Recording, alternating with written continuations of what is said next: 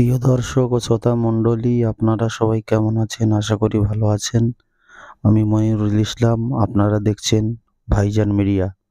চলে আসলাম নতুন আরেকটি ভিডিও নিয়ে। চলুন শুরু করা যাক। এবারেও ৭ দফাতেই হচ্ছে লোকসভা নির্বাচন। ১৯-এর লোকসভা নির্বাচনেও হয়েছিল ৭ দফাতেই, আর এবার ২০২৪ সালের লোকসভা নির্বাচনও ৭ দফাতেই আয়োজন করেছে জাতীয় নির্বাচন কমিশন। এর মধ্যে পশ্চিমবঙ্গে ৭ দফাতেই নির্বাচন হচ্ছে। বাংলা ছাড়াও উত্তরপ্রদেশ, বিহারেও ৭ দফাতেই নির্বাচন হচ্ছে।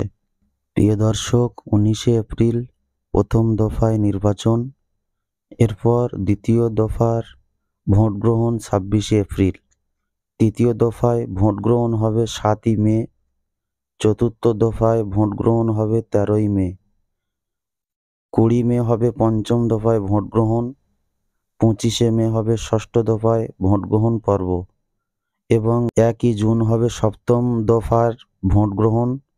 ভোট গণনা হবে ৪ই জুন। প্রিয় দর্শক, এর মধ্যে এক দফাতেই ভোট হয়ে যাচ্ছে ২২টি রাজ্য ও কেন্দ্রশাসিত অঞ্চলে।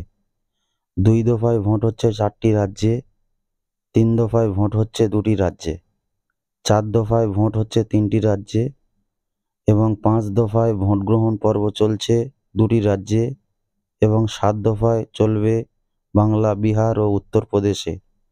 প্রিয় দর্শক, ভিডিওটি এই পর্যন্ত। পরবর্তী ভিডিও পাওয়ার জন্য চ্যানেলটি সাবস্ক্রাইব করে সঙ্গে থাকুন।